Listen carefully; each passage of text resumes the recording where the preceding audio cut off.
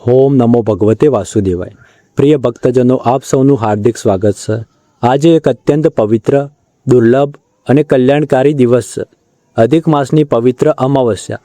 શાસ્ત્રોમાં જણાવવામાં આવ્યું છે કે પુરુષોત્તમ માસ દરમિયાન આવતી અમાવસ્યાનું પુણ્ય સામાન્ય અમાવસ્યા કરતાં અનેક ગણું વધારે હોય છે। આ દિવસે ભગવાન શ્રી હરિનું સ્મરણ, ગીતા પાઠ, જપ, તપ, દાન અને સત્સંગ કરવાથી ભક્તના જીવનમાં રહેલા અનેક પાપો અને દુઃખો ધીમે ધીમે દૂર થાય છે। આ દિવસે આત્મચિંતન, આત્મશુદ્ધિ અને ભગવાન સાથેના સંબંધને વધુ ગાઢ બનાવવાનો અવસર છે। ભક્તજનો, આજે આપણે શ્રીમદ ભગવદ્ ગીતાના 7મા અધ્યાય જ્ઞાન વિજ્ઞાન યોગનું શ્રવણ કરવા જઈ રહ્યા છીએ। ગીતાનો આ અધ્યાય અત્યંત વિશેષ માનવામાં આવે છે, કારણ કે અહીં ભગવાન શ્રી કૃષ્ણ માત્ર પોતાનું જ્ઞાન જ નથી આપતા, પરંતુ પોતાનું યથાર્થ સ્વરૂપ પણ પ્રગટ કરે છે। ભગવાન સમજાવે છે કે સમગ્ર સૃષ્ટિનો આધાર તેવો જ છે, દરેક જીવમાં રહેલી ચેતના તેવો જ છે અને દરેક ભક્તના હૃદયમાં રહેલો પ્રેમ પણ તેમની જ કૃપા છે। ઘણા લોકો ભગવાનને શોધવા માટે તીર્થોમાં જાય છે, મંદિરોમાં જાય છે, વિવિધ ઉપાસનાઓ કરે છે, પરંતુ ભગવાન શ્રી કૃષ્ણ આ અધ્યાયમાં કહે છે કે જ્યારે મનુષ્ય સાચા હૃદયથી તેમને ઓળખવાનો પ્રયત્ન કરે છે, ત્યારે તેને સમજાય છે કે ભગવાન તો દરેક કણમાં, દરેક પ્રાણીમાં અને સમગ્ર બ્રહ્માંડમાં વ્યાપ્ત છે। આ અધ્યાય આપણને શીખવે છે કે માત્ર માહિતી મેળવવી એ જ્ઞાન નથી, પરંતુ ભગવાનને અનુભવવું એ જ વિજ્ઞાન છે। તેથી જ આ અધ્યાયનું નામ છે જ્ઞાન વિજ્ઞાન યોગ। અધિક માસની આ પવિત્ર અમાવસ્યાના દિવસે આ અધ્યાયનું શ્રવણ કરવાનું વિશેષ મહત્વ છે।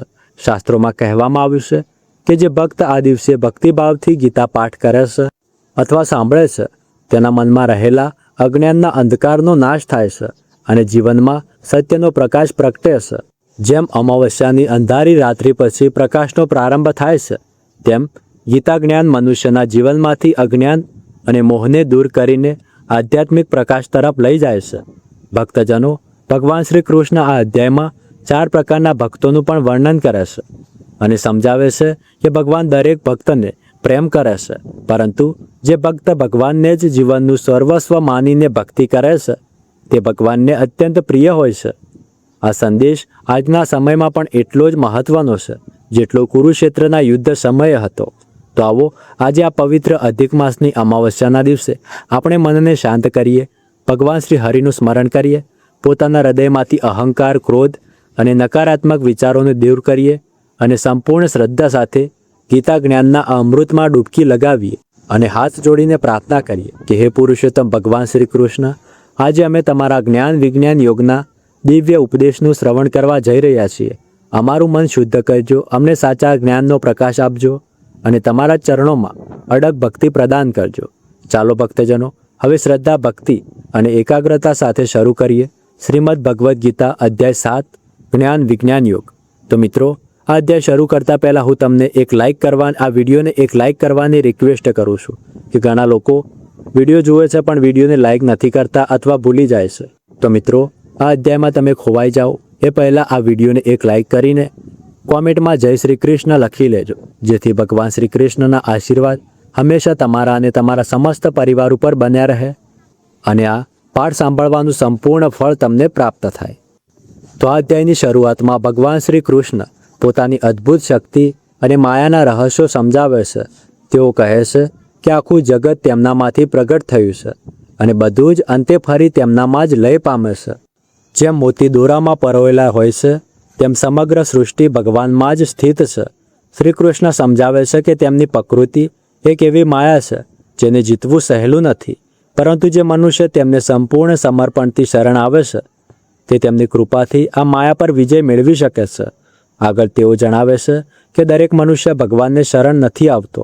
કેટલાક લોકો અજ્ઞાન અને લાલચના કારણે ભૌતિક ઈચ્છાઓમાં જ ફસાઈ જાય છે, પરંતુ સાથે તેઓ એ પણ કહે છે કે 4 પ્રકારના ભક્તો તેમને ભજે છે, જે દુઃખમાં છે, જે ધનની ઈચ્છા રાખે છે, જે જિજ્ઞાસુ છે અને જે જ્ઞાનમાં સ્થિત છે।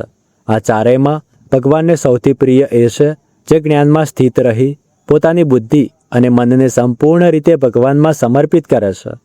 શ્રી કૃષ્ણ કહે છે કે જે લોકો લૌકિક ઈચ્છાઓના કારણે અન્ય દેવી દેવતાઓની ઉપાસના કરે છે, તેઓને થોડાક સમય માટે ફળ મળે છે, પરંતુ એ ફળ ક્ષણિક હોય છે, કારણ કે અંતે સત્ય એ છે કે તમામ શક્તિઓનો મૂળ સ્ત્રોત સ્વયં પરમાત્મા શ્રી કૃષ્ણ જ છે. આથી સાચો ભક્તિનો માર્ગ એ છે કે આપણે ભગવાનને અંતિમ ગંતવ્ય માનીએ. તેઓ સર્વશક્તિમાન, સર્વવ્યાપક અને સર્વજ્ઞ છે. તેમ છતાં પોતાની યોગમાયા શક્તિથી તેઓ પોતાનું દિવ્ય સ્વરૂપ દરેકને સહેલું જોવા દેતા નથી. માત્ર જે તેમને આશ્રય લે છે, જે ભક્તિપૂર્વક શરણ આવે છે, તેમને જ તેઓ પરમ જ્ઞાન આપે છે.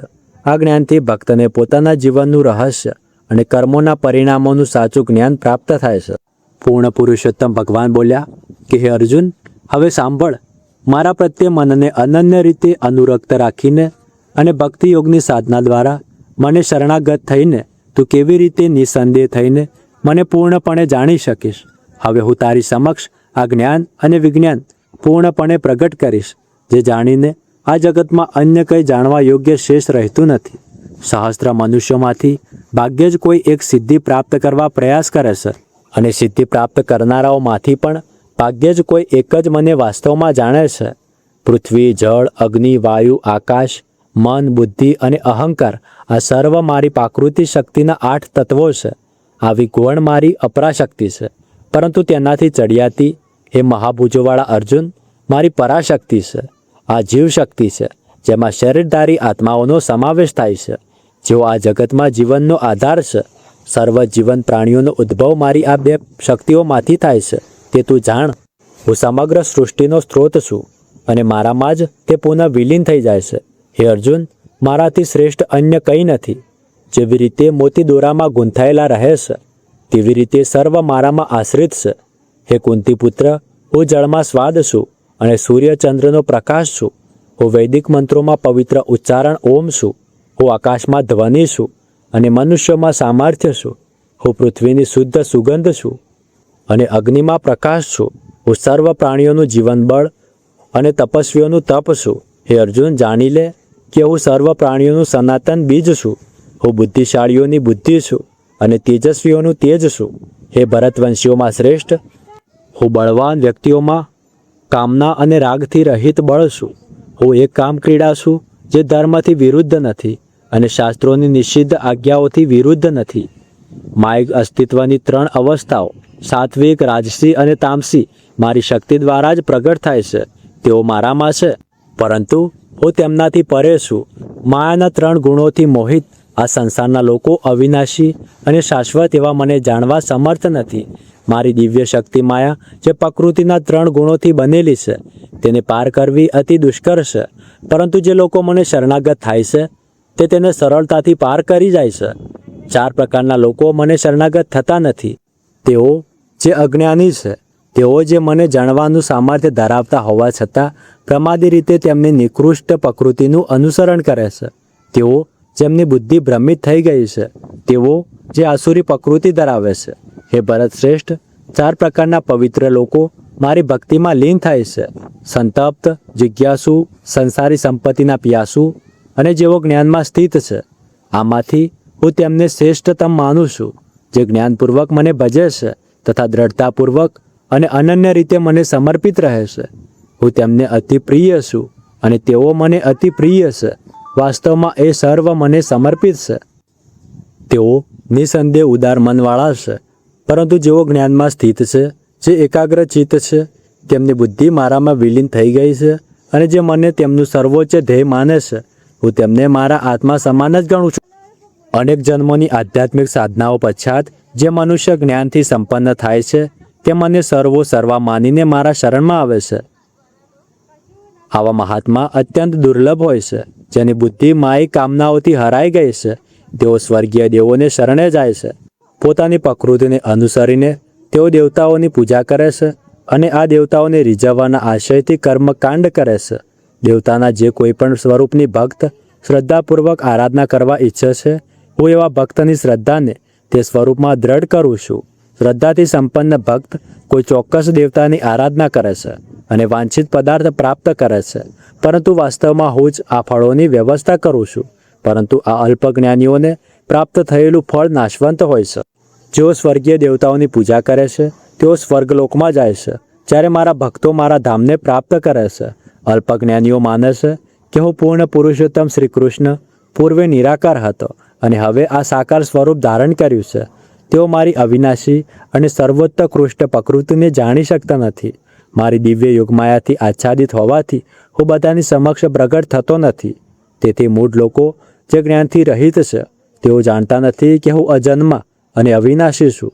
હે અર્જુન, હું ભૂત, વર્તમાન અને ભવિષ્ય જાણું છું અને હું સર્વ જીવોને જાણું છું, પરંતુ મને કોઈ જાણતું નથી.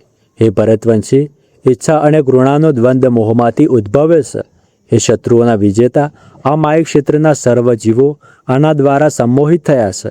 પરંતુ જે વ્યક્તિઓના પાપ તેમના પવિત્ર કર્મો કરવાના કારણે નષ્ટ થઈ ગયા છે તેઓ આ દ્વૈતના મોહમાંથી મુક્ત થઈ જાય છે. આવા મનુષ્યો મને દ્રઢ નિશ્ચય સાથે ભજે છે. જેઓ મારું શરણ ગ્રહણ કરે છે, વૃદ્ધાવસ્થા અને મૃત્યુમાંથી મુક્તિ મેળવવા પ્રયત્ન કરે છે, તેઓ બ્રહ્મ, પોતાનો આત્મા અને કાર્મિક ગતિવિધિના સમગ્ર ક્ષેત્રને જાણી લેશે. તેઓ મને અધિભૂત અને અધિદેવ તેમજ અધિયજ્ઞના સિદ્ધાંતોના મૂળ શાસક તરીકે જાણે છે.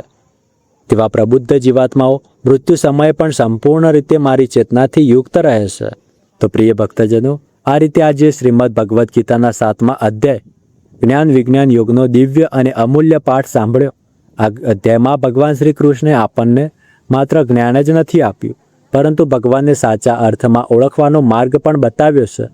જીવનમાં અનેક પ્રકારનું જ્ઞાન પ્રાપ્ત થઈ શકે છે, પરંતુ જે જ્ઞાન આપણને ભગવાનની નજીક લઈ જાય છે, જે જ્ઞાન આપણું હૃદય શુદ્ધ કરે છે અને જે જ્ઞાન આપણને જીવનના સાચા ધ્યેયની અનુભૂતિ કરાવે છે, તે જ સાચું દિવ્ય જ્ઞાન છે. ભક્તજનો, આ અધ્યાયમાં ભગવાને સમજાવ્યું કે સમગ્ર સૃષ્ટિનો આધાર તેઓ જ છે. પૃથ્વી, જળ, અગ્નિ, વાયુ અને આકાશથી લઈને દરેક જીવના હૃદયમાં રહેલી ચેતના સુધી બધું જ ભગવાનની શક્તિથી સંચાલિત થાય છે. છતાં પણ મનુષ્ય માયાના પડદામાં ફસાઈને ભગવાનને ઓળખી શકતો નથી. તેથી ભગવાન આપણને ભક્તિ, શ્રદ્ધા અને સમર્પણનો માર્ગ અપનાવવા પ્રેરણા આપે છે.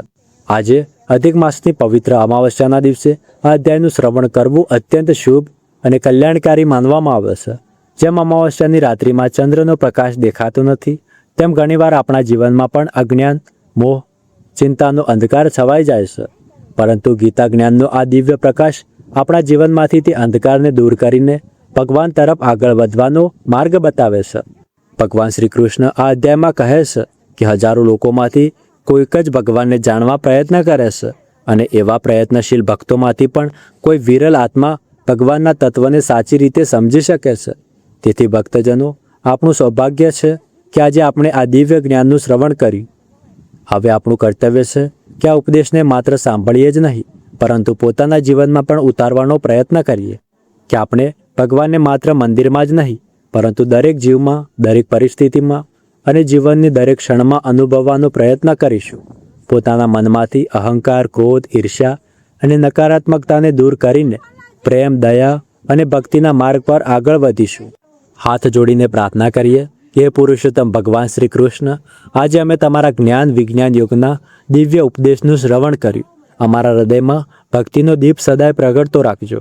અમારું અજ્ઞાન દૂર કરીને અમને સત્ય, ભક્તિ અને આત્મજ્ઞાનના માર્ગે આગળ વધારજો.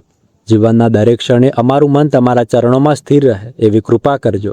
જો આપને આ દિવ્ય પાઠ ગમ્યો હોય તો આ વિડીયોને જરૂરથી લાઇક કરો, શેર કરો અને વધુમાં વધુ ભક્તો સુધી પહોંચાડો, જેથી ગીતા જ્ઞાનનો આ અમૃત વધુમાં વધુ લોકોના જીવનને પ્રકાશિત કરી શકે.